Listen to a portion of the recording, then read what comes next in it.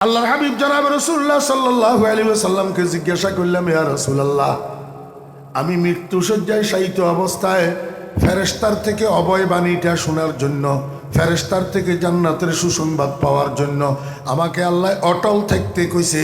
এখন ইয়া রাসূলুল্লাহ, আপনার কাছে পরামর্শ চাই, আমি কেমনে অটল থাকতে পারবো আমার সেই স্বীকারোক্তির উপর? নবীজি কয়, ইস্তাকিমু ওয়ালান তুহসু।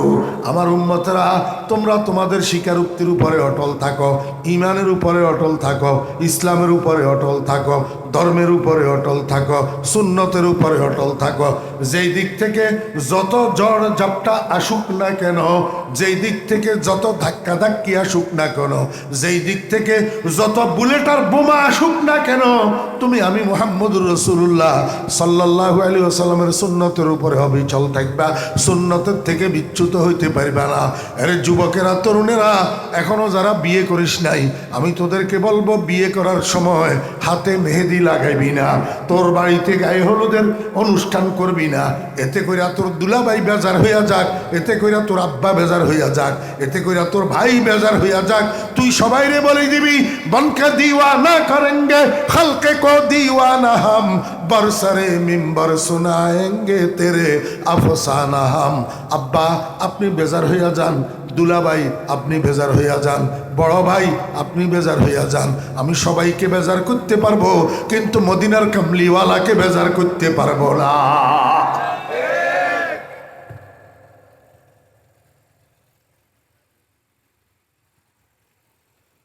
রাসূল আকরাম সাল্লাল্লাহু আলাইহি ওয়াসাল্লাম কয়, ইস্তাকিমু, ও আমার উম্মত, অটল থাকো, অবিচল থাকো, কিন্তু মনে রাখিও ওয়ালান তুহসু, দ্বীনের উপরে অটল থাকা এত সহজ না, ধর্মের উপরে অবিচল থাকা এত সহজ না, শরীয়তের উপরে কায়েম থাকা এত সহজ না। ওয়ালান তুহসু আয় ওয়ালান তাস্তাতিউ, পরিপূর্ণভাবে অবিচল থাকার সামর্থ্য তোমার কাছে হবে না। এই জন্য আমি উম্মত তোমারে একটা বুদ্ধি শিখাই দিই, ওয়ালামু আন্না খায়রা আমালিকুম আসসালাহ। তোমার দৈনন্দিন জীবনে যত আমল আছে, এর মধ্যে সর্বোত্তম একটা আমল আছে, সেই আমলটার নাম হইল নামাজ। সেই আমলটার নাম কি? আমার উম্মত, এই নামাজটা জামিউল ইবাদত, এই নামাজটা সমস্ত ইবাদতের সমষ্টি। নামাজের মধ্যে রোজা আছে, নামাজের মধ্যে হজ আছে, নামাজের মধ্যে যাকাত আছে, নামাজের মধ্যে কোরআন তেলাওয়াত আছে, নামাজের মধ্যে জিকির আছে, নামাজের মধ্যে তসবিহ আছে, নামাজের মধ্যে দরুদ আছে, নামাজের মধ্যে নবীজির উপরে সালাম আছে। অতএব এই একটা জিনিসকে যদি তুমি ধরে রাখতে পারো, নামাজটাকে যদি ধরে রাখতে পারো, তাহলে দ্বীনের উপরে, শরীয়তের উপরে, ইসলামের উপরে, সর্বোপরি আল্লাহ পাকের কাছে দেওয়া সেই অঙ্গীকারের উপরে তুমি ইস্তেকামত থাকতে পারবা, অটল থাকতে পারবা, অবিচল থাকতে পারবা। কেন? রাসূল আকরাম সাল্লাল্লাহু আলাইহি ওয়াসাল্লাম সুম্মাস্তাকামুর জন্য ইকরার রুবুবিয়্যতের উপরে অটল থাকার জন্য নামাজকে কেন দেখাই দিলেন? নামাজকে কেন দেখাই দিলেন? নামাজ হলো প্রথম দিনের প্রথম ক্লাসের পড়ার অনুশীলন। প্রথম দিনের প্রথম ক্লাসের পড়ার কি অনুশীলন। আপনারা দেখবেন, স্কুল কলেজ বলেন আর মাদ্রাসা বলেন, শিক্ষকেরা ক্লাসের মধ্যে যেই পাঠটা পড়াই দেয়, সেই পাঠটা শুধু শিক্ষকের ক্লাসের পড়াই দেওয়ার দ্বারা ছাত্রদের মুখস্থ থাকে না। এই জন্য বাপেরা কি করে, সকালবেলায় 1 ঘন্টা বসায় পড়াইতে ঘরে, সন্ধ্যাবেলায় 1 ঘন্টা পড়াইতে ঘরে, আবার প্রাইভেট টিচার একজন রাখে, প্রাইভেট টিচার হিটারে দিয়া প্রাইভেট পড়ায়, আবার স্কুলের টিচাররা যে কোচিং করায় সেখানে 2-3 হাজার টাকা ফি দিয়া আবার কোচিং ক্লাসে ভর্তি করায়। কারণটা কি?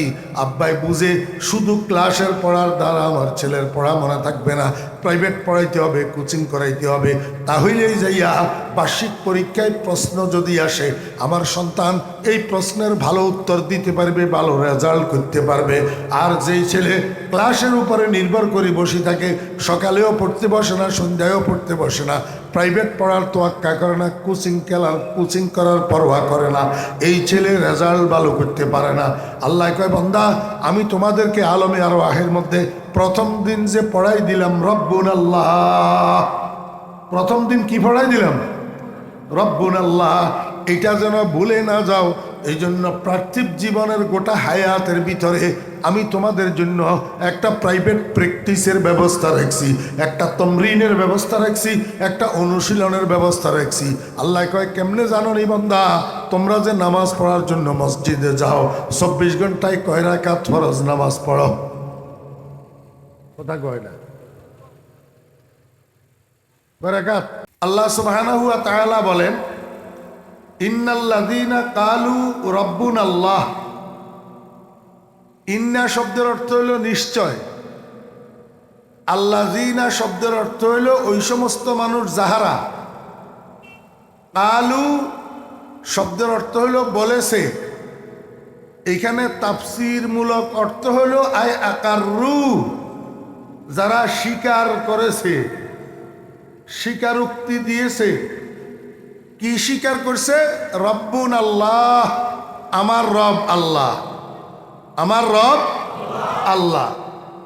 নিশ্চয় ওই সমস্ত মানুষ যাহারা স্বীকার করছে আমার রব আল্লাহ এবং সুম্মাস্তাকামু, এই স্বীকারোক্তির উপর মৃত্যু পর্যন্ত অটল রয়েছে, মৃত্যু পর্যন্ত অটল রয়েছে।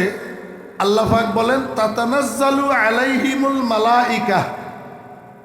তাতানাজ্জালু শব্দের অর্থ হল অবতীর্ণ হয়, অবতীর্ণ হয়।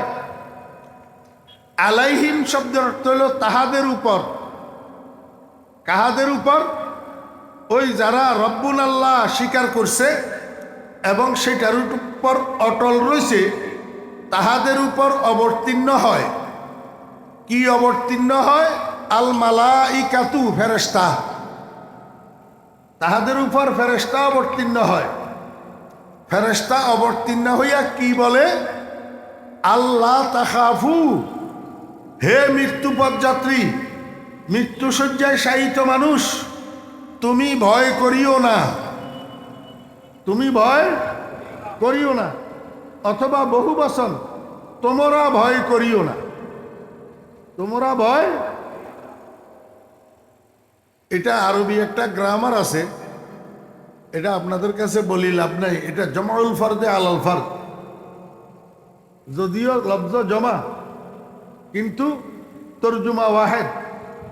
তুমি ভয় করিও না, তুমি ভয় করিও না। ওয়ালা তাহজানু, এবং তুমি পেরেশান হইও না, টেনশন করিও না। ওয়া আবিশিরু, এবং তুমি সুসংবাদ গ্রহণ করো। বিল জান্নাতিল্লাতি কুনতুম তুআদুন, ওই বেহেশতের, যেই বেহেশতের প্রতিশ্রুতি তোমাকে দেওয়া হয়েছে। এই হইল আয়াতের মোটামুটি শাব্দিক অনুবাদ।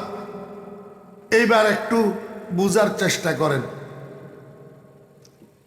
এই পৃথিবীতে যত মানুষ আছে সব মরেনি, এখন যারা আছে তারাও মরবেনি। জি, জারুগা জাত নাস্তিক,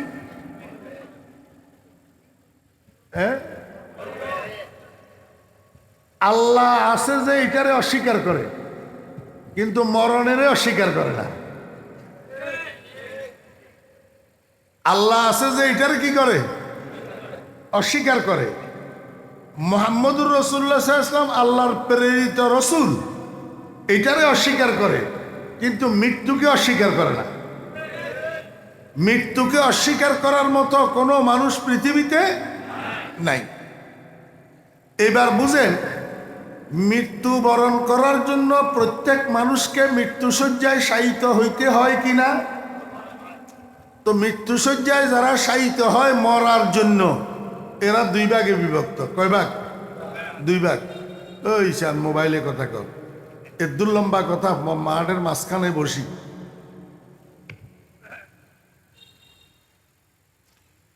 अपने भी खफा मुझसे है बेगाना बिना खुश, अपने भी खफा मुझसे है बेगाना बिना खुश, मैं ज़हर हलाल को कभी कह न सका कम।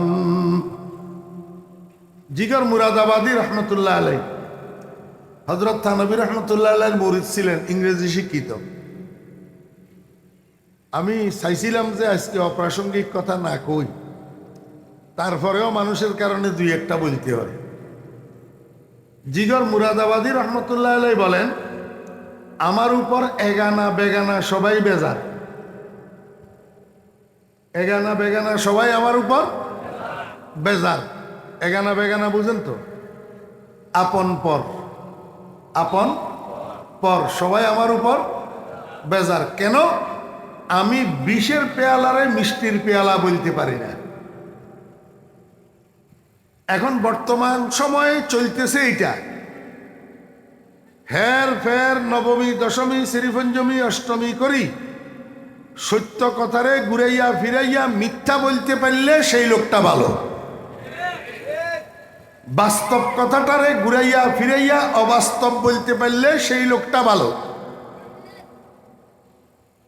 আমি তো সেটা পারি না, এই জন্য এগানা বেগানা সবাই আমার উপরে বেজার।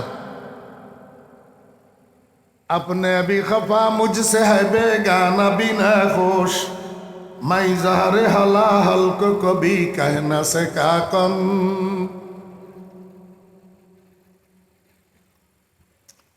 একজন মানুষের দ্বারা এট এ টাইম দুই কাজ হয় না।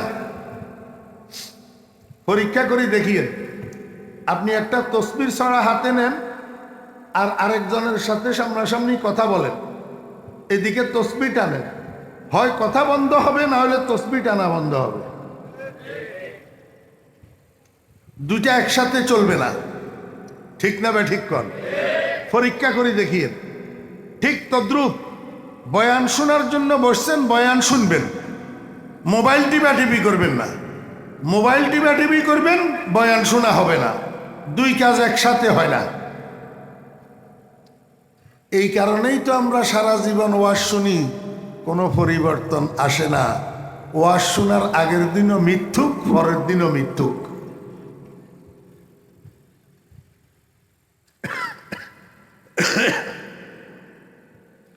মৃত্যুশয্যায় মানুষ যেগুলা শায়িত হয় মরার জন্য, এগুলা দুই ভাগ। কয় ভাগ?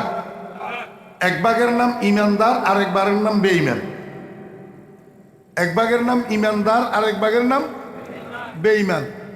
আজকে আমরা এখানে যে আলোচনা করতেছি, এই আলোচনা বেঈমান নিয়া নয়, ইমানদার নিয়া। কি নিয়া? ইমানদার নিয়া। আল্লাহকে রব মানে কারা?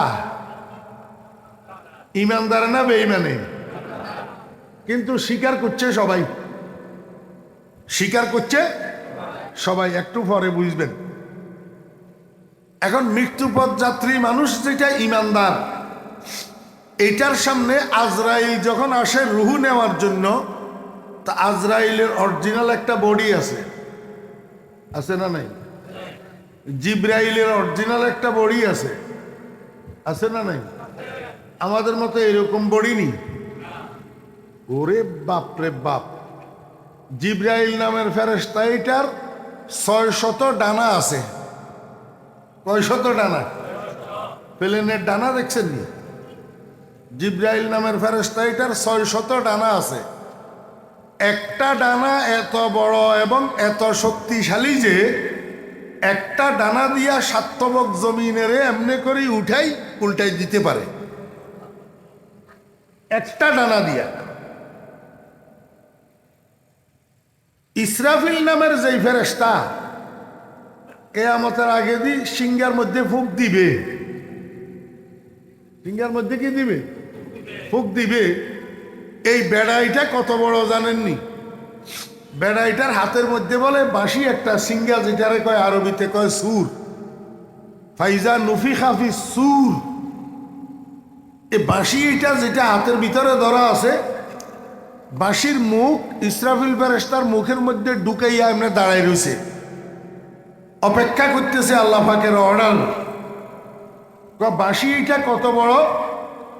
এই বাঁশিটার মধ্যে 6টা ছিদ্র আছে। কয়টা ছিদ্র? 6টা। এক একটা ছিদ্র এত বড় যে সাতবক জমিনকে একটা ছিদ্রের এক পাশ দিয়া ঢুকাই দিলে আরেক পাশ দিয়া বাহির হবে, কিনারায় লাগবে না। বুঝলেন না? বুঝে আল্লাহ বুঝছো না? ছিদ্র কয়টা? একটা। ছিদ্র কয়টা? আই যদি কই খালিয়া আর ঘরত বল দুর্গা বাচ্চা দিয়ে তোমার জি হইবে না? হ্যাঁ, তোরা কেন বুঝি শুনি আর উত্তর না দিবে না? এলে আই যেন কইম খালি এহেন কইবে না, গলত হইলেও না। বাঁশির ছিদ্র কয়টা? ছয়টা। একটা ছিদ্র এত বড় যে সাতবক জমিনেরে একটা ছিদ্র দিয়ে ঢুকাই দিলে একদিক দিয়ে ঢুকি আরেক দিক দিয়ে বাহির হবে, কিনারায় লাগবে না। যদি একটা ছিদ্র এত বড় হয়, এরকম ছয়টা ছিদ্র বাঁশি যেটার ভিতরে থাকে, বাঁশি এটা কত বড়?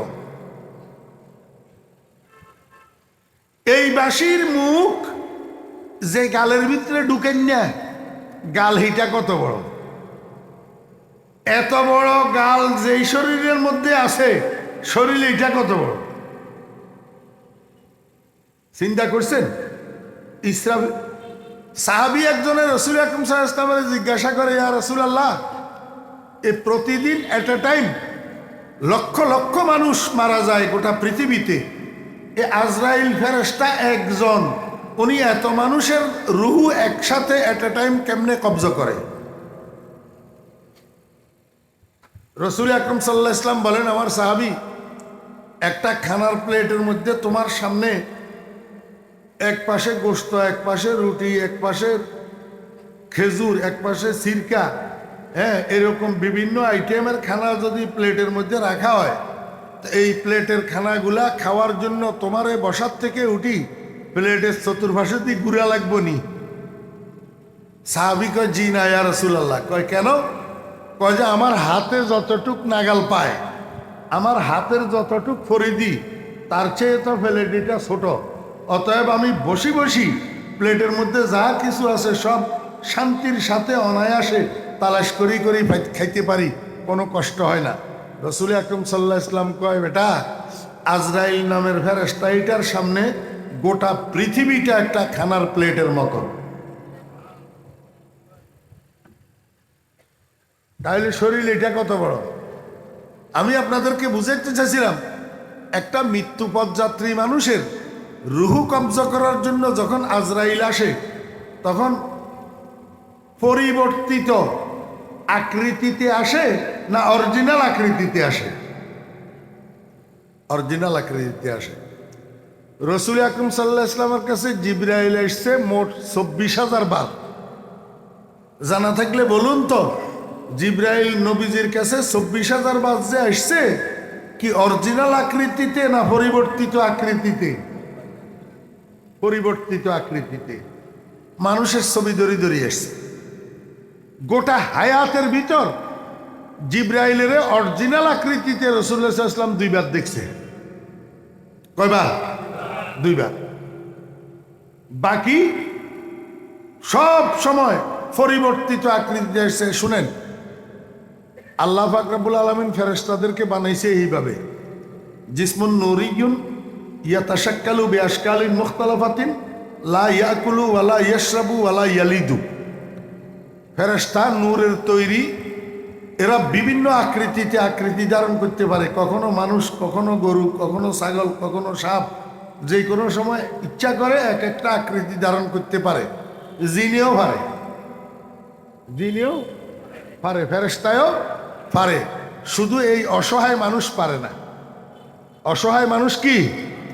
যদি অসহায় মানুষ পারত, তাহলে প্রতিবেশী যেটার সাথে শত্রুতা, রাত্রে সাপের আকৃতি ধরি সেই ঘরে যাই সবল মারি দিত, ঠিক নি? এই জন্য এই বনি আদমের আল্লাহ এই সুযোগ দেয় নাই। কথা বুঝছেন? এখন আজরাইল রুহু নেওয়ার জন্য যখন মৃত্যুপথযাত্রী মানুষটার পাশে আসি বসে, তো চেহারার দিকে মানুষ এটা যখন তাকায় আটকি উঠে, ওরে বাপ, এটা কি, এটা এটা কি, এটা কি, ওরে বাপরে, ভয়ে তটস্থ হয়ে যায় আজরাইলের চেহারা দিকে। চোখ বড় বড় হয়ে যায়, চোখ কি হয়ে যায়?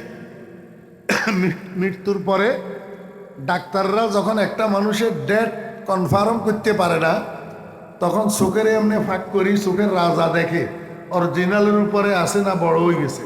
যদি দেখে বড় হয়ে গেছে তো বুঝে মরে গেছে। এখন মৃত্যুপথ যাত্রী মানুষ এটা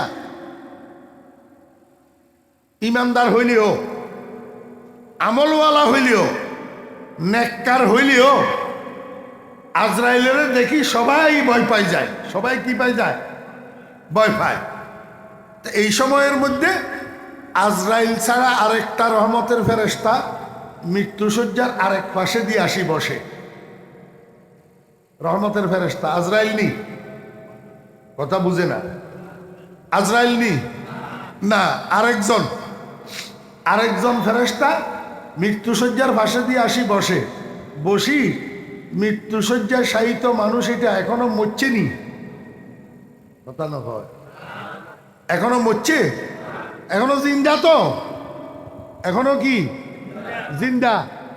এই জিন্দা অবস্থায় ওই রহমতের ফেরেশতা এটা কয়, ও খোদার বান্দা, আল্লাহ তাখাফু ওয়ালা তাহজানু ওয়া আবশিরু বিল জান্নাতিল্লাতী কুনতুম তুআদুন। আয় আল্লাহর বান্দা, ও ইমানদার, আজরাইলের চেহারা যত ভয়ঙ্কর হোক তাতে তোমার কি? তুমি কেন ভয় পাইতেছ? তুমি ভয় পাইও না। আজরাইলের চেহারা যত ভয়ঙ্কর হোক না কেন তাতে তোমার কি? তুমি কেন টেনশন করতেছ? তুমি টেনশন লইও না।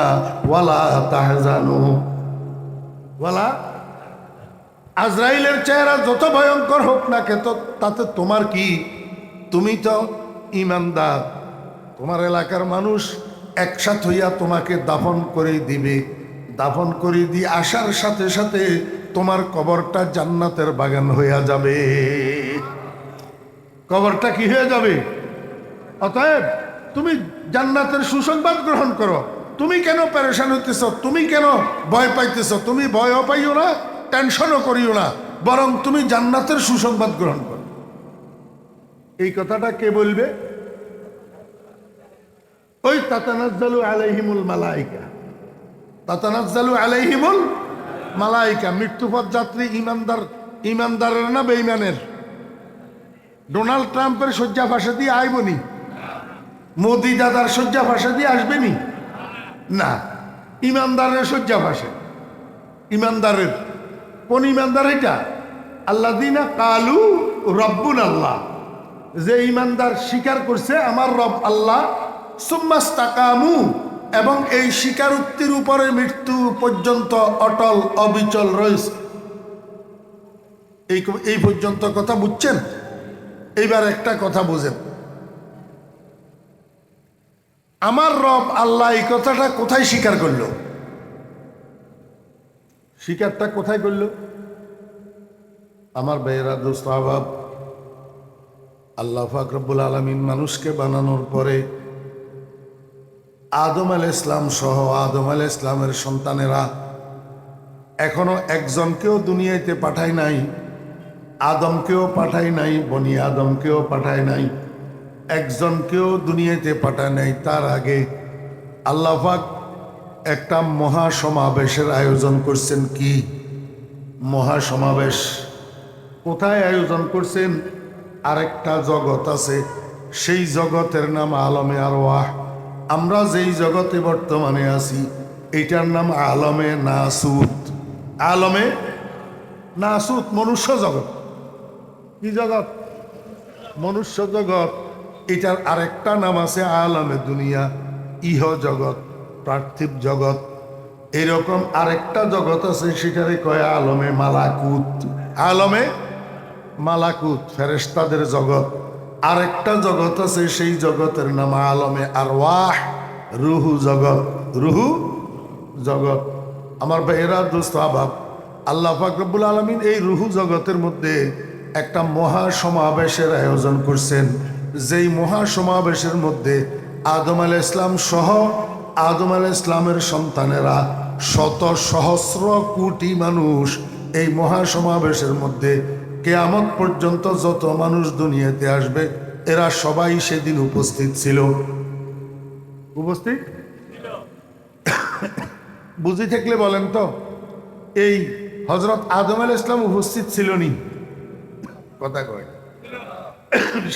শীস আলাইহিস সালাম ছিল নি? নূহ আলাইহিস সালাম ছিল নি? ওই ইব্রাহিম আলাইহিস সালাম ছিল নি? নমরুদ যা ছিল নি? মুসা আলাইহিস সালাম ছিল নি? ফেরাউন ছিল নি? মুহাম্মদুর রাসূলুল্লাহ সাল্লাল্লাহু আলাইহি ওয়াসাল্লাম ছিল কিনা? আবু জাহিল্লা ছিল নি?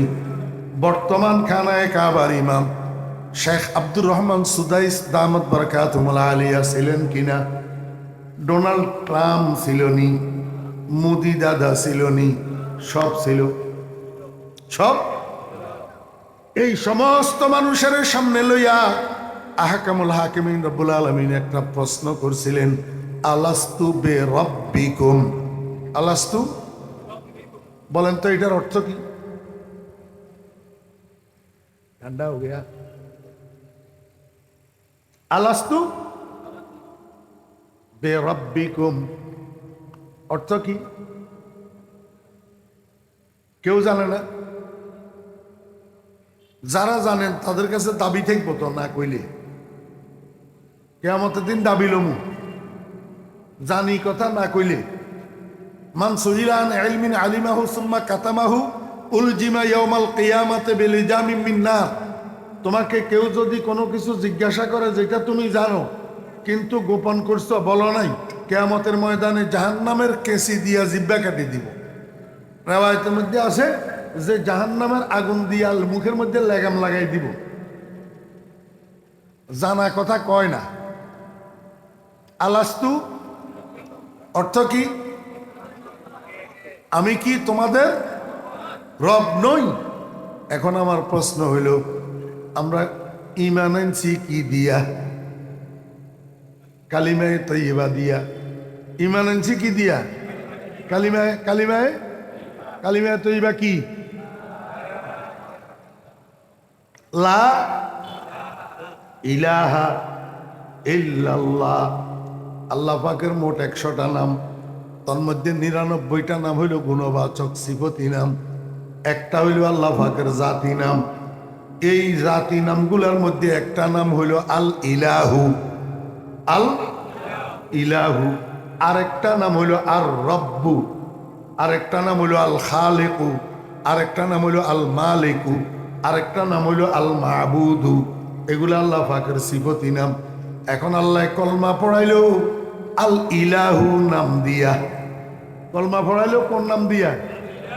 আল ইলাহু নাম দিয়া। লা রব্বা ইল্লাল্লাহু মুহাম্মাদুর রাসূলুল্লাহ। কলমা এমনি নি, হ্যাঁ? কলমা হইলো লা ইলাহা ইল্লাল্লাহু মুহাম্মাদুর রাসূলুল্লাহ। এখন ঈমান আনাইলো ইলাহুন নাম দিয়া, ইলাহুন নাম স্মরণ করাইয়া। এখন স্বীকারোক্তি আদায় করে রব্বুর নাম দিয়া। কেন? আল্লাহ পাক জিজ্ঞাসা করতে পারতেন, আলাস্তু বে ইলাহিকুম, আমি কি তোমাদের মাবুদ নই? এই কথা জিজ্ঞাসা করানোর দরকার ছিল। যেহেতু কলমা পড়াইছেন, ঈমান আনাইছেন ইলাহুর নাম দিয়া।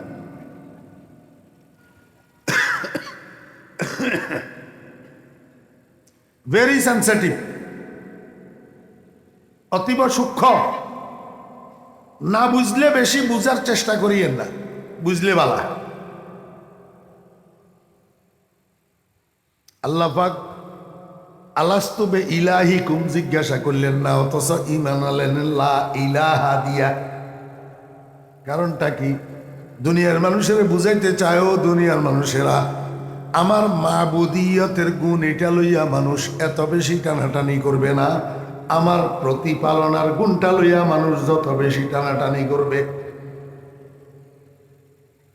বাপে কয় আই খাওয়াই, মায় কয় আমি লালন পালন করি, বাপ মরি যাওয়ার পরে বড় ভাই এ কয় আমি এনা লালন পালন করি, ইউনিয়ন পরিষদের চেয়ারম্যানে কয় আমার আমলে না, আমার ইউনিয়নের মানুষ ভাত 60টা খাইতে পারে, দেশের প্রধানমন্ত্রী কয় আমার দল ক্ষমতায় আসলে আমার দেশের মানুষের বুকা থাকে না, তার মানে আমি খাওয়াই।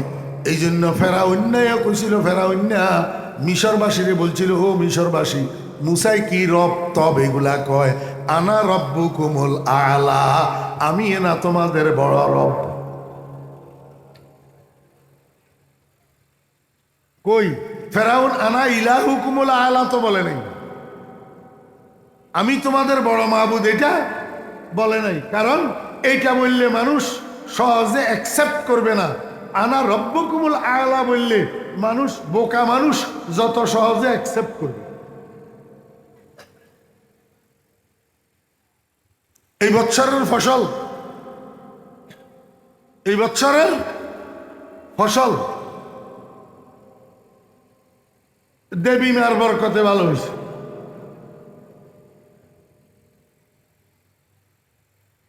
এই বছরের ফসল দেবী মার বরকতে কি হয়েছে? ভালো হয়েছে। এই বোকা মুসলমান এই কথা যত সহজে খাবে, ইবাদত করার জন্য, উপাসনা করার জন্য, পূজা করার জন্য, সিজদা করার জন্য কইলে তত সহজে খাবে না।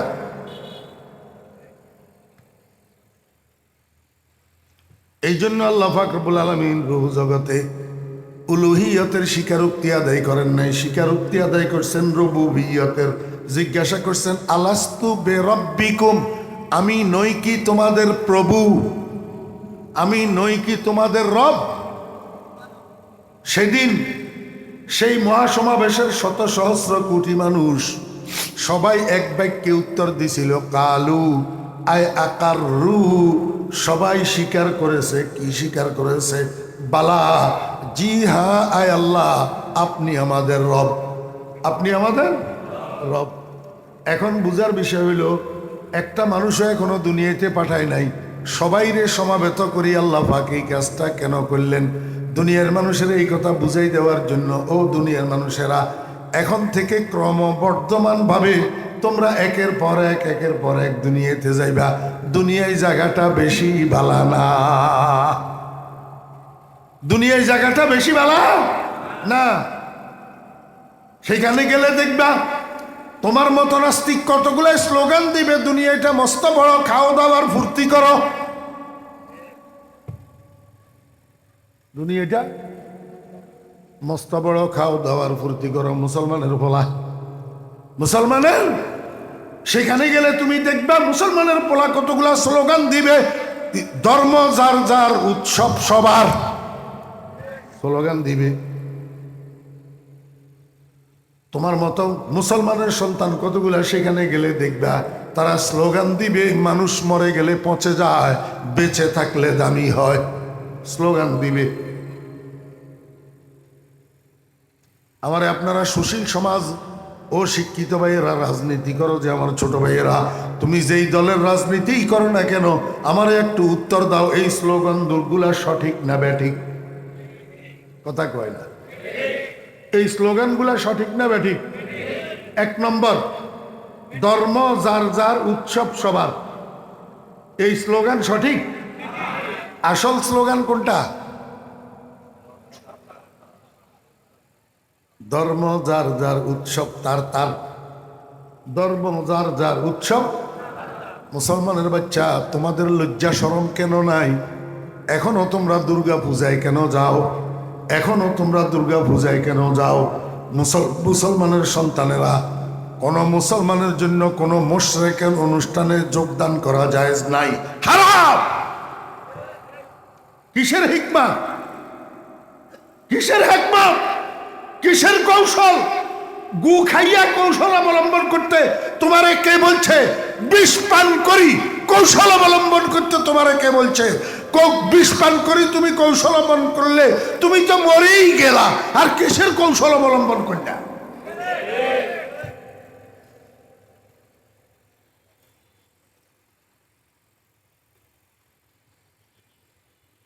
হিন্দুর ছেলে একটা সপ্তাহ 10 দিন আগে ফেসবুকের মধ্যে একটা পোস্ট দিছে, হিন্দুর ছেলে লিখছে, ও মুসলমানেরা, তোদের শরম নাই?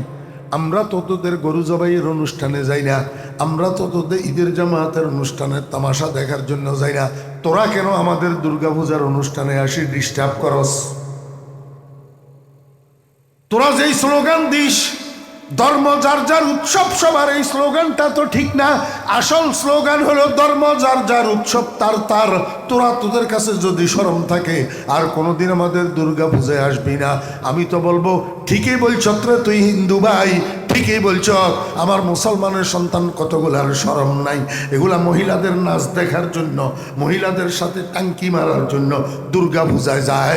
বেশরম মুসলমানের বাচ্চা।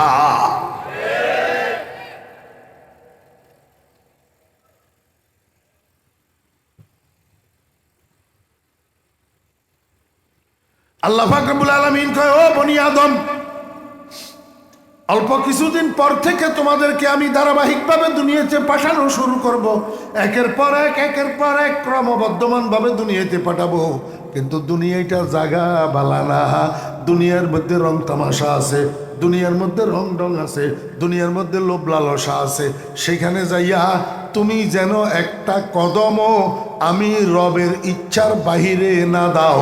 সেজন্য যাওয়ার আগে, দুনিয়ার দিকে যাত্রা শুরু করার আগে তোমার থেকে স্বীকারোক্তি নিলাম, আমি তোমার রব।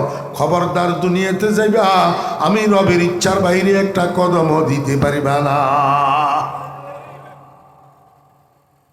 এখন বুঝি থাকলে বলেন না। একটু আগেই তো বললাম আলোচনা ইমানদার নিয়া না বেঈমান নিয়া। তাহলে মোদি দাদার কদম রবের ইচ্ছার বাহিরে যাবে, এতে আফসোসের কিছু নাই, এতে আফসোসের কিছু নাই। হাতে তো বেঈমান, এতে কি বেঈমান। তুমি মুসলমানের বাচ্চা, তোমার কদম কেন রবের ইচ্ছার বাইরে যাবে? আমার ছোট ভাইয়েরা মনে কষ্ট গেলে আমার মাফ করে দিবা। সেলুনে গেলা চুল কাটার জন্য, এমনি গোল করি নিচের গুলারে কামাই ফিরলা, ছোট ছোট করে কাটি ফিরলা, উপরে যে তুবা একটা বানাই রেখলা, উপরের গুলা দইলা না। তোমার দিকে তাকাইলে মনে হয় যেন মায়ের পেট থেকে আসার সময় চুল যেগুলা নিয়ে এসছিলা সেইগুলা উপরে রইয়া গেছে, সেগুলা ধরাধরি নাই। এই হেয়ার স্টাইল তুই কার হেয়ার স্টাইল গ্রহণ করলি? মদিনার কামলিওয়ালার হেয়ার স্টাইল না হিন্দু দাদাদের হেয়ার স্টাইল? কার হেয়ার স্টাইল? তুই না স্বীকার করিস কালু বালা। আয় আল্লাহ, আপনি আমার রব। পক্ষান্তরে আমি স্বীকার করলাম, একটা কদমও আপনার ইচ্ছার বিরুদ্ধে দেব না। আল্লাহ কয়, আমার ইচ্ছা হলো, আমার ইচ্ছার প্রতিফলন হলো আমার বন্ধু মুহাম্মদুর রাসূলুল্লাহ সাল্লাল্লাহু আলাইহি ওয়াসাল্লামের আদর্শ। আমার বন্ধুর আদর্শ যদি তুই ধরবি, তাহলে আমার ইচ্ছা মতো তোর কদম পড়বে।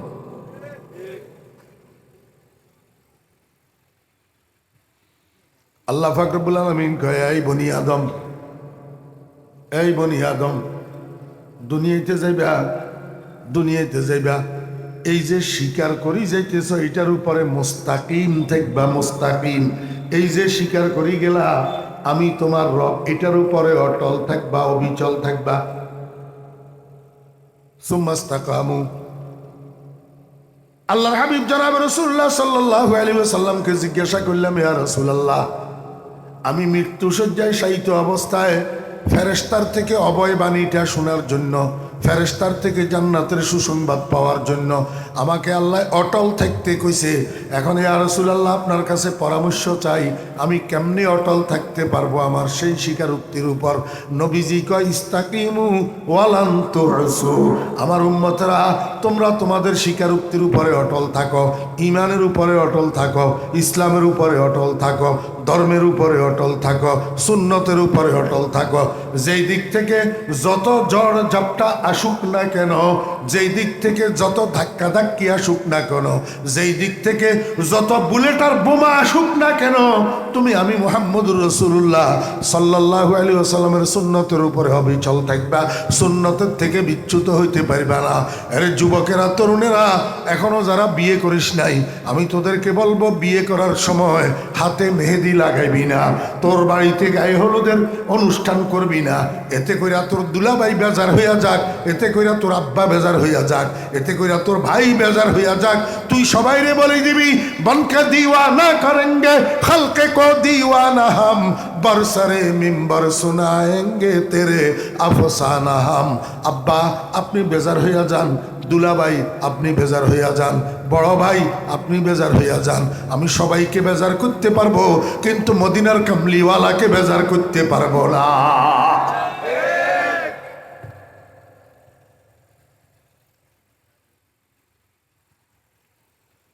রাসূল আকরাম সাল্লাল্লাহু আলাইহি ওয়াসাল্লাম কয়, ইস্তাকিমু ও আমার উম্মত, অটল থাকো, অবিচল থাকো, কিন্তু মনে রাখিও ওয়ালান তুহসু, দ্বীনের উপরে অটল থাকা এত সহজ না, ধর্মের উপরে অবিচল থাকা এত সহজ না, শরীয়তের উপরে কায়েম থাকা এত সহজ না। ওয়ালান তুহসু আই ওয়ালান তাস্তাতিউ, পরিপূর্ণভাবে অবিচল থাকার সামর্থ্য তোমার কাছে হবে না। এই জন্য আমি উম্মত তোমার একটা বুদ্ধি শিখাই দিই, ওয়ালামু আন্না খায়রা আমালিকুম আসসালাহ। তোমার দৈনন্দিন জীবনে যত আমল আছে এর মধ্যে সর্বোত্তম একটা আমল আছে, সেই আমলটার নাম হইল নামাজ। সেই আমলটার নাম কি? আমার উম্মত, এই নামাজটা জামিউল ইবাদত, এই নামাজটা সমস্ত ইবাদতের সমষ্টি। নামাজের মধ্যে রোজা আছে, নামাজের মধ্যে হজ আছে, নামাজের মধ্যে যাকাত আছে, নামাজের মধ্যে কোরআন তেলাওয়াত আছে, নামাজের মধ্যে জিকির আছে, নামাজের মধ্যে তসবিহ আছে, নামাজের মধ্যে দরুদ আছে, নামাজের মধ্যে নবীজির উপরে সালাম আছে। অতএব এই একটা জিনিসকে যদি তুমি ধরে রাখতে পারো, নামাজটাকে যদি ধরে রাখতে পারো, তাহলে দ্বীনের উপরে, শরীয়তের উপরে, ইসলামের উপরে, সর্বোপরি আল্লাহ পাকের কাছে দেওয়া সেই অঙ্গীকারের উপরে তুমি ইস্তেকামত থাকতে পারবা, অটল থাকতে পারিবা, অবিচল থাকতে পারিবা। কেন? রাসূল আকরাম সাল্লাল্লাহু আলাইহি ওয়াসাল্লাম সুম্মাস্তাকামুর জন্য ইকরার রুবুবিয়্যতের উপরে অটল থাকার জন্য নামাজকে কেন দেখাই দিলেন? নামাজকে কেন দেখাই দিলেন? নামাজ হলো প্রথম দিনের প্রথম ক্লাসের পড়ার অনুশীলন। প্রথম দিনের প্রথম ক্লাসের পড়ার কি অনুশীলন। আপনারা দেখবেন স্কুল কলেজ বলেন আর মাদ্রাসা বলেন, শিক্ষকেরা ক্লাসের মধ্যে যেই পাঠটা পড়াই দেয়, সেই পাঠটা শুধু শিক্ষকের ক্লাসের পড়াই দেওয়ার দ্বারা ছাত্রদের মুখস্থ থাকে না। এই জন্য বাপেরা কি করে, সকালবেলায় 1 ঘন্টা বসায় পড়াইতে ঘরে, সন্ধ্যাবেলায় 1 ঘন্টা পড়াইতে ঘরে, আবার প্রাইভেট টিচার একজন রাখে, প্রাইভেট টিচার হিটারে দিয়া প্রাইভেট পড়ায়, আবার স্কুলের টিচাররা যে কোচিং করায় সেখানে 2-3 হাজার টাকা ফি দিয়া আবার কোচিং ক্লাসে ভর্তি করায়। কারণটা কি? আব্বাই বুঝে শুধু ক্লাসের পড়ার দ্বারা আমার ছেলের পড়া মনে থাকবে না, প্রাইভেট পড়াইতে হবে, কোচিং করাইতে হবে। তাহলেই যাইয়া বার্ষিক পরীক্ষায় প্রশ্ন যদি আসে, আমার সন্তান এই প্রশ্নের ভালো উত্তর দিতে পারবে, ভালো রেজাল্ট করতে পারবে। আর যেই ছেলে ক্লাসের উপরে নির্ভর করে বসে থাকে, সকালেও পড়তে বসে না, সন্ধ্যায়ও পড়তে বসে না, প্রাইভেট পড়ার তোয়াক্কা করে না, কোচিং করার পরোয়া করে না, এই ছেলে রেজাল্ট ভালো করতে পারে না। আল্লাহ কয়, বান্দা আমি তোমাদেরকে আলমে আর ওয়াহের মধ্যে প্রথম দিন যে পড়াই দিলাম রব্বুন আল্লাহ, প্রথম দিন কি পড়াই দিলাম? রব্বুন আল্লাহ। এটা যেন ভুলে না যাও। এই জন্য পার্থিব জীবনের গোটা হায়াতের ভিতরে আমি তোমাদের জন্য একটা প্রাইভেট প্র্যাকটিসের ব্যবস্থা রাখছি, একটা তমরিনের ব্যবস্থা রাখছি, একটা অনুশীলনের ব্যবস্থা রাখছি। আল্লাহ কয়, কেমনে জানো নি বান্দা? তোমরা যে নামাজ পড়ার জন্য মসজিদে যাও, 24 ঘন্টায় কয় রাকাত ফরজ নামাজ পড়ো? কথা কয় না? কয় রাকাত? 17 রাকাত। সুন্নতে মুআক্কাদা সহ মিলাইলে কয় রাকাত?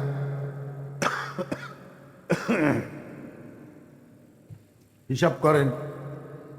ফজরে 4 রাকাত, ফজরে 4 রাকাত, জোহরে 10 রাকাত, জোহরে কয় রাকাত? 10 রাকাত। 10 আর 4, আসরে 4 রাকাত, কয় রাকাত? 18। মাগরিবে 5 রাকাত, কয় রাকাত? 23। এশায় 4 2 6 3 9, 23 আর 9 কত? কত? 32। তাহলে সুন্নতে মুআক্কাদা বিতির সহ 24 ঘন্টায় মোট নামাজ কয় রাকাত? 32 রাকাত। কয় রাকাত? 32 রাকাত। আল্লাহ কয়, বান্দা এই 32 রাকাত যে তুমি নামাজ পড়ো, প্রতি রাকাতে তোমার 3টা পজিশন। প্রতি রাকাতে তোমার কয়টা পজিশন?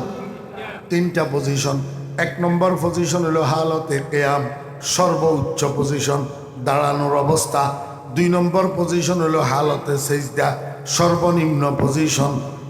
3 নম্বর পজিশন হলো আল্লাহু আকবার, এটা হলো মিডিয়াম পজিশন, হালতে রুকুর অবস্থা। তাহলে এক একটা মানুষের নামাজের প্রতি রাকাতে কয় অবস্থা? 3 অবস্থা।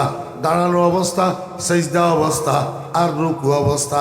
আল্লাহ কয় বান্দা এই তিনও পজিশনে তুমি প্রথম দিনের প্রথম পড়াটারে একটু নবায়ন করো, একটু তজদিদ করো, একটু তাজকেরা করো, একটু স্মরণ করো, একটু মনে করো, একটু অনুশীলন করো।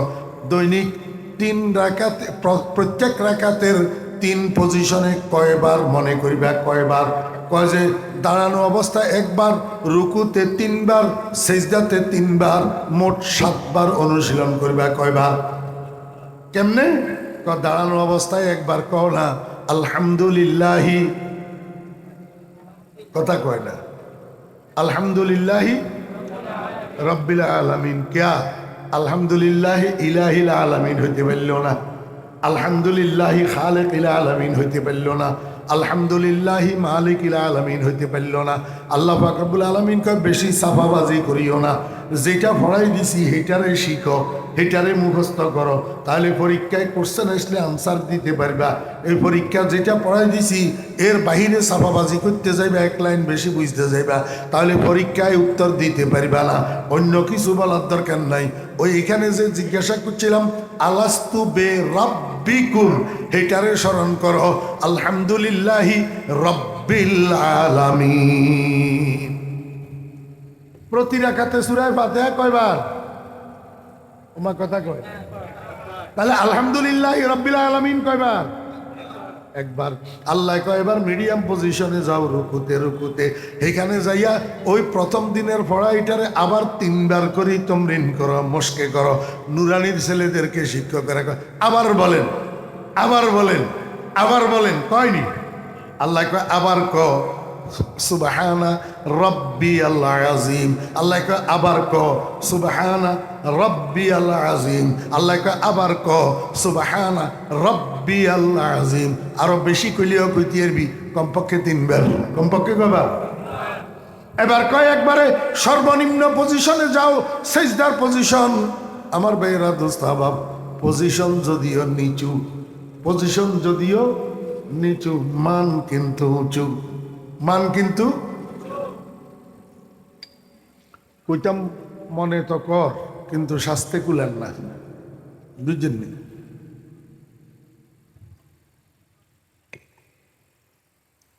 পজিশন যদিও নিচু, মান কিন্তু উঁচু। কেমনে কেমনে?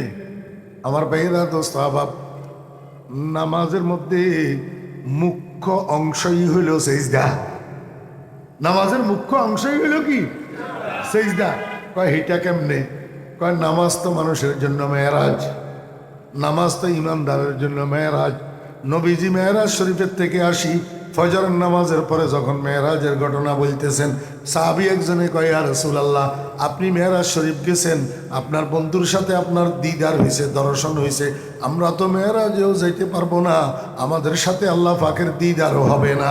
আমার রসুল কয় আমার উম্মত, আমার সাহাবী, আমি তো একবার গেছি মেরাজে, একবার করছি দিদার বন্ধুর সাথে, সেখান থেকে আসার সময় তোমাদের জন্য এমন একটা কাজ নিয়ে এসেছি যে তোমরা দৈনিক 5 বার আল্লাহর সাথে দিদার করতে পারবা। দৈনিক 5 বার আল্লাহর সাথে দিদার করার মাধ্যমটা কি? মাধ্যম হইল নামাজ। নামাজের কোন অংশটা আল্লাহ পাকের দিদারের মাধ্যম? কোন অংশটা? এই সেজদা। আমার দাদা পীর ফটিয়ার হজরত মুফতি সাহেব রহমতুল্লাহ আলাইহি ভোর রাত্রে উঠি, তাহাজ্জুদের নামাজ পড়ি, আল্লাহর দরবারে বসে বসে কান্দে, মাল দৌলত কি হাওয়া সে দিল সে নিকাল, দিল কো পর আনোয়ার কর আয়জুল জালাল, দিল হো আয়ে না তেরি দীদার কা, সর ঝুকা কর দেখে লো তেরা জামাল। ইয়া আল্লাহ, দুনিয়ার মাল দৌলতের মোহাব্বতে মানুষের কলবকে আন্দা করি দে। না বুঝার, খালি মাল মাল মাল, খালি টিয়া টিয়া টিয়া টিয়া, খালি টেকা টেকা টেকা টেকা, কার না কার হিটার খবর নাই। দুনিয়ার মাল দৌলত, দুনিয়ার টাকা পয়সার মহব্বতে মানুষের কলবের অন্ধ বানাই দে। কি বানাই দে? অন্ধ বানাই দে। ফটিয়া মুফতি সাহেব রহমতুল্লাহ আলাইহি মুনাজাত করি আল্লাহর দরবারে কান্দে, আল্লাহ মাল দৌলতের মহব্বত আমার দিলের থেকে বাইর করে দাও, আমার দিলটাকে তুমি আলোকিত করে দাও। ইয়া আল্লাহ আমার কলবটাকে তুমি এরকম স্বচ্ছ পরিচ্ছন্ন একটা আয়নার মতো বানাইয়া দাও, আমি সেজদায় গেলে যেন তোমার দর্শন করতে পারি। দিল হো আয়না তেরি दीदार का सर झुका कर देख लो तेरा जमाल।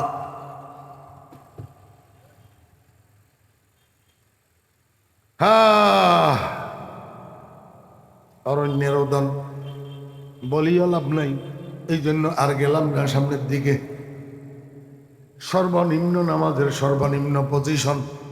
সর্বনিম্ন পজিশন কি? সেজদা। আমার বেহরা দোস্ত আবাব, এই সেজদা এটা যার যত সুন্দর, সেজদা এটা যার যত কন্টিনিউ, সেজদা এটা যার যত মনোযোগের সাথে, সেজদা এটা যার যত কুসুকুজুর সাথে, এই মানুষটার ব্যবহার সুন্দর, আচার আচরণ সুন্দর, চালচলন সুন্দর, এই মানুষটা নমনীয়, এই মানুষটা ভদ্র, এই মানুষটা নম্র, এই মানুষটার কথার দ্বারা কাজের দ্বারা কারো মনে কষ্ট আসে না, কারো শরীরে কষ্ট পায় না। এটা হলো সেজদার কেরামত। এখন দেখা যায় আমরা আগের কাতারে নামাজ পড়ি, কপালের মধ্যে সেজদার দাগও পড়ছে, কিন্তু মসজিদের ভিতরেও মসজিদের বাইরেও গেউ গেউ গেউ গেউ করি, মানুষের সাথে গেউ গেউ করি, প্রতি কথার থেকে অহংকার টপকে, প্রতি কাজের থেকে অহংকার টপকে। আল্লাহ মাফ করেন, বেয়াদবি হলে মাফ করে দিয়েন। কোনো রকমে মসজিদ কমিটির সভাপতি আর সেক্রেটারি যদি হইতে পারে, হেতের অত্যাচারে তো মসজিদের ভিতরে মুসল্লি শান্তি পান দূরের কথা, ইমাম মুয়াজ্জিনেও শান্তি পায় না। দোস্ত কিরবা এই সভাপতিগিরি দিয়া, কি করবা এই সভাপতিগিরি দিয়া, কি করবা এই সেক্রেটারি গিরি দিয়া? তোমার সেজদা সুন্দর হইতেছে না, সেজদা সুন্দর হইতেছে না। আরে সেজদা তো অহংকারের মেডিসিন। আল্লাহ কয় বান্দা সেজদা যত কন্টিনিউ হবে, সেজদা যত খুশুখুজুর সাথে হবে, সেজদা যত একাগ্রতার সাথে হবে, সেজদা যত মনোযোগের সাথে হবে, তত তুই নম্র হইবি, তত তুই ভদ্র হইবি, তত তুই সভ্য হইবি, তত তুই শালীন ভাষাভাষী হইবি। তোর কথার দ্বারা কাজের দ্বারা দুনিয়ার কোনো মানুষের মনে কষ্ট আসবে না। আল্লাহ পাক রব্বুল আলামিন কয় বান্দা এবার সেজদায় যা, সেজদায় যাই আবার অনুশীলন কর, আবার তমরিন কর, আবার মাশকে কর, আবার প্রথম দিনের পড়াটারে স্মরণ কর। বল তুই সুবহানা ইয়া, একবার গেল রব্বিল আলামিন, আর একবার গেল রব্বিয়াল আযীম, এবার ইলাহি আলা হোক না, এবার খালিক আলা হোক না। আল্লাহ কয় না বেশি পণ্ডিতি করিও না, যেটা পড়াই দিছি সেটা পড়ো। বলো সুবহানা রব্বিয়াল আলা। তাহলে এক রাকাতে কয়বার হইল? কথা কয় না, বলে তিনবার বলে। এক রাকাতে কয়বার হইল? 7 বার। এক রাকাতে কয়বার হইল? দাঁড়ানো অবস্থায় একবার, রুকু অবস্থায় 3 বার, সেজদা অবস্থায় 3 বার, 3 3 6 1 7। এক রাকাতে কয়বার? 7 বার। এবার এক রাকাতে যদি 7 বার হয়, 32 রাকাতে কয়বার হিসাব করেন?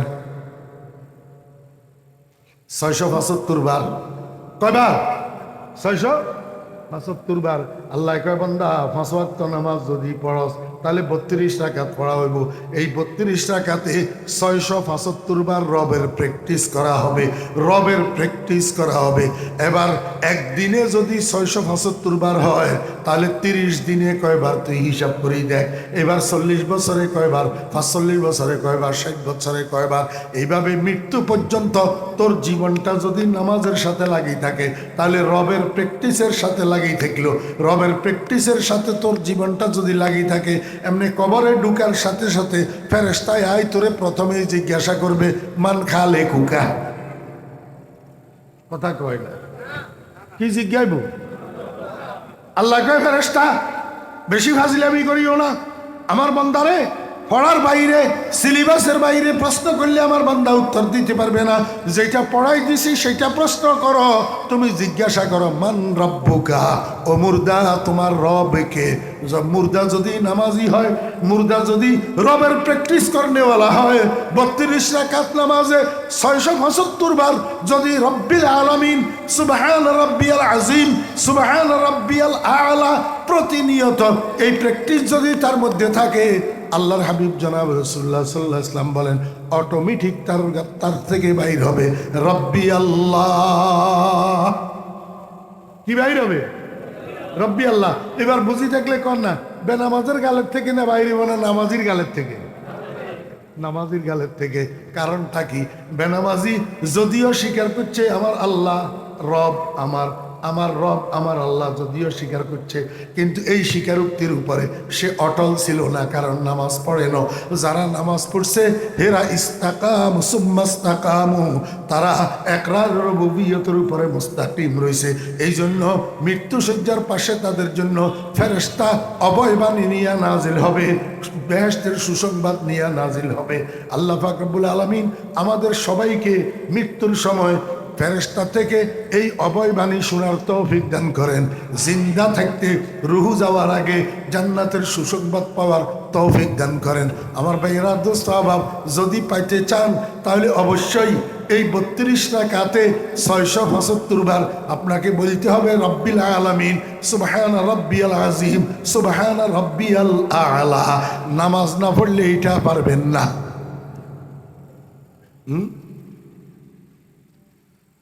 وآخر دعوانا أن الحمد لله رب العالمين وصلى الله تعالى على خير خلقه محمد وآله وصحبه أجمعين.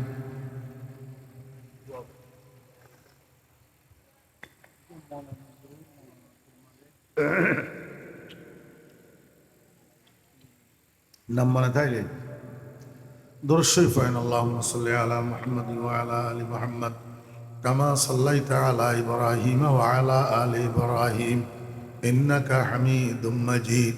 اللهم بارك على محمد وعلى آل محمد كما باركت على إبراهيم وعلى آل إبراهيم إنك حميد مجيد. আমার পিসা হুজুর, আমার কলেজার টুকরা মুর্শিদ হযরত মাওলানা শাহ জমিরউদ্দিন নানুপুরী রহমতুল্লাহি আলাইহি আমাকে হুকুম করছিলেন, বাবা বাহিরে তো অনেক কিছু করলা, নিজের এলাকার জন্য কি করলা? অনেক চেষ্টা সাধনার পরে আমার নিজ গ্রাম ফেনী জেলার ছাগলনাইয়া থানার হরিপুর গ্রামে আল্লাহ পাক একটা মাদ্রাসা করাইছেন আমার হুজুরের নামে, জামিয়া ইসলামিয়া জমিরিয়া নুরুল উলুম হরিপুর, সংক্ষেপে হরিপুর জমিরিয়া মাদ্রাসা। 2017 সালে হয়েছে, আল্লাহর রহমতে এখন মেশকাত পর্যন্ত চলতেছে। আপনারা দেখছেন বন্যায় যে ডুবে গেছিল, আমার লাইভ দেখছেন না হয়তো, বন্যায় ডুবে গেছিল একবারে মাদ্রাসার মাঠের ভিতরে, একজনের কান্দের উপরে আর একজন দাঁড়াইলেও ঠাই নেই। নিচের তালার ফ্লোরের উপরে দাঁড়াইলে মাথার উপরে আরো এক হাত পানি। আমরা এই প্রথমে তো 4 দিন আমি নিখোঁজ ছিলাম, পরবর্তীতে এই মাদ্রাসা আসা যাওয়া করছি স্পিড বোট দিয়া, দোতলার থেকে নামছি দোতলাতে উঠছি, এত পানি হয়েছে। ওই মাদ্রাসাটা এই আমার হুজুরের নামে জমিরিয়া মাদ্রাসা, আপনাদের কাছে দোয়াও চাইতেছি। আর 110 ফুট গড়ের দোতলার কাজ সমাপ্তির পথে পায়, এখন প্লাস্টার হইতেছে। মিস্ত্রি বলছে আরো 200 ব্যাগ বলে সিমেন্ট লাগবে। দোয়া করবেন আল্লাহ পাক যেন ব্যবস্থা করে দেন। যদি কেউ পারেন একটা ব্যাগ সিমেন্ট যদি দিতে পারেন মুনাজাতের পরে, পারলে সহযোগিতা করবেন, না পারলে দোয়া করবেন। ডিসেম্বর 28 তারিখ রবিবার আমার মাদ্রাসার মাহফিল, যদি মহব্বত থাকে আমি আপনাদের কাছে আসতে পারলে আপনারা কেন যাইতে পারবেন না? মহব্বত থাকলে আমার মাদ্রাসাটা দেখিয়ে আসবেন, দোয়া দিয়ে আসবেন, দোয়া নিয়ে আসবেন। আলহামদুলিল্লাহি রাব্বিল আলামিন والصلاة والسلام على أشرف الأنبياء والمرسلين. ربنا ظلمنا أنفسنا وإن لم تغفر لنا وترحمنا لنكونن من الخاسرين ربنا هب لنا من أزواجنا وذرياتنا قرة أعين واجعلنا للمتقين إماما رب ارحمهما كما ربياني صغيرا يا الله আজকের এই মাহফিলকে কবুল ফরমান। ইয়া আল্লাহ এই মাহফিলকে কবুল ফরমান। ইয়া আল্লাহ এই মাহফিলকে কবুল ফরমান। ইয়া আল্লাহ আপনি যদি কবুল না করেন এই আয়োজনের 2 পয়সাও তো দাম নাই। আল্লাহ আমার গুনার দিকে না তাকাই আপনার মেহেরবানিতে আপনার দয়ায় মাহফিলটা কবুল ফরমান। ইয়া আল্লাহ এই ইসলামী সম্মেলন সংস্থাকে কবুল ফরমান। আল্লাহ এর নেতৃবৃন্দ যারা আছেন, কর্মীবৃন্দ যারা আছেন সবাইকে কবুল ফরমান। এই আল্লাহ এই মাহফিলের জন্য যারা শ্রম দিয়েছেন, সময় দিয়েছেন, টাকা পয়সা দিয়ে সাহায্য করছেন, সব ধরনের কোরবানিগুলাকে, দান সদকাগুলাকে কবুল ফরমান। আয় আল্লাহ এর বিনিময়ে ওনাদের দুনিয়া আখিরাতকে আবাদ করে দেন। ইয়া আল্লাহ আজকের মাহফিলের মাইকের আওয়াজ চতুর্দিকে যতটুকু যাইতেছে সমস্ত কবরস্থানগুলির মুর্দেগানের কবরের আযাব মাফ করে দেন। ইয়া আল্লাহ ইয়া আরহামার রাহিমিন ইয়া আকরামাল আকরামিন। ইয়া আল্লাহ এই মাহফিলকে কিয়ামত পর্যন্ত কায়েম দায়েম রাখেন। ইয়া আল্লাহ কিয়ামত পর্যন্ত চালু রাখেন। ইয়া আল্লাহ আজকের মাহফিলে শুরু থেকে শেষ পর্যন্ত যত আলোচনা হয়েছে ভুল ত্রুটিগুলা দয়া করে মাফ করে দেন। সহি কথাগুলাকে আমাদের সকলের হেদায়েতের এবং নাজাতের জরিয়া বানান। ইয়া আল্লাহ এই মাহফিলের উসিলায় এই দলইনগর গ্রামের উপরে আপনার রহমত নাজিল ফরমান। ইয়া আল্লাহ গহিরা বাজারের উপর রহমত নাজিল ফরমান। সমস্ত ব্যবসায়ীদের ব্যবসার মধ্যে বরকত দান করেন। ইয়া আল্লাহ কার কোন সময় মরণ আসে জানি না। ইয়া আল্লাহ যখনই মৃত্যু আসে মাওলা আমাদেরকে খাতেমা বিল খায়ের করিয়েন। ইয়া আল্লাহ ঈমানের মৃত্যু দান করিয়েন। আয় আল্লাহ মৃত্যুর সময় মুখে কালিমা তাইয়্যিবা চালু করে দিয়েন। ইয়া আল্লাহ আমাদের মধ্যে যত মানুষ অসুস্থ আছে সবাইকে সেহত ও আফিয়ত দান করেন। ইয়া আল্লাহ আমি গুনাহগার হয়ে সেহত ও আফিয়ত দান করেন। ইয়া আল্লাহ আমাদের পরিবার পরিজনের মধ্যে, সন্তানদের মধ্যে যারা অসুস্থ আছে সবাইকে সেহত ও আফিয়ত দান করেন। যারা দোয়া চেয়েছেন, কার কি হাজত আছে সকলের মনস্কামনা পূরণ করে দেন, নেক হাজতগুলা পূরণ করে দেন। ভাই মাওলানা হারুন সাহেব যেই 2 জন আলেমের জন্য দোয়া চেয়েছেন আল্লাহ ওনাদেরকে সেহত ও আফিয়ত দান করেন, ওনাদের হায়াতের মধ্যে বরকত দান করেন। যে সমস্ত ওলামায়ে কেরাম এই এলাকার থেকে, এই গ্রামের থেকে কবরবাসী হয়ে গেছেন আল্লাহ ওনাদেরকে জান্নাতুল ফেরদাউসের বাসিন্দা বানাইয়া দেন। ইয়া আল্লাহ আপনার হাবিবের সদকা দোয়া দরখাস্ত কবুল ফরমান। আপনার হাবিবের দরবারে কোটি কোটি দরুদ ও সালামের হাদিয়া পৌঁছান। ওয়া সাল্লাল্লাহু তাআলা আলা খায়রি খালকিহি মুহাম্মাদিন ওয়া আলিহি ওয়া সাহবিহি আজমাইন বিরহমাতিকা ইয়া আরহামার রাহিমিন। আসসালামু আলাইকুম ওয়া রাহমাতুল্লাহ।